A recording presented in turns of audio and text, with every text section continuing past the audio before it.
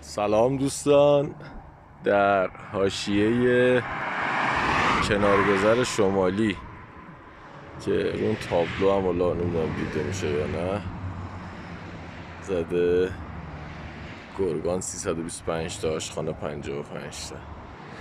کسایی که دارن از سمت آشخانه میان یا از گرگان میان رو همین کنارگذر یه دفعه‌ای نرسیده به این پل روگذر میان میگن به چه جای سرسبزی، توقف میکنن میگن بچه‌ها یه برکه زیبا، یک دریاچه خیلی کوچولو، یه آبگیر، لنسرا رو بردارید برید ماهی بگیریم.